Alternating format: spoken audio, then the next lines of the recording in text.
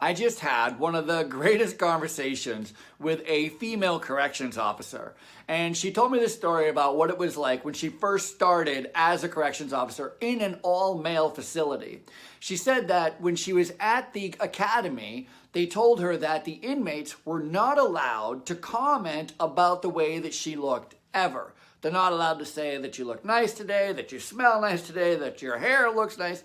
They're not allowed to say anything like that. So she's like, okay, no big deal, I get it. So it's her first day on the job. She's assigned to the cafeteria. And she says there's like 100 inmates in there.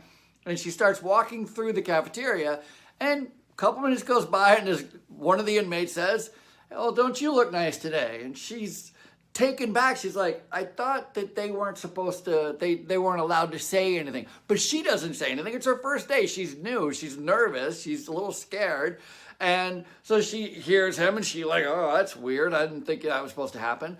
Takes a few more steps, a few more minutes goes by, and somebody else says, oh, you smell really good today. And she's like, I thought nobody was supposed to say anything like that. And then somebody else says something, and then somebody else says something.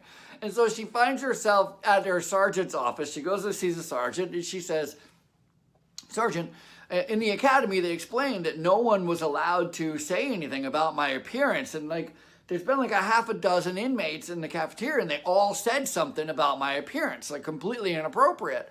And the sergeant was like, well, what are you going to do about it?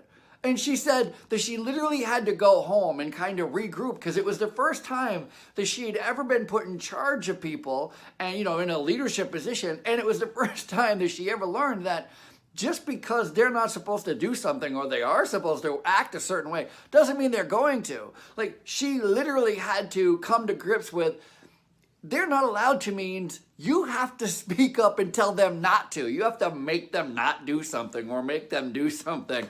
It was her first hurrah in leadership, and I think, is there a better representation of what it's like?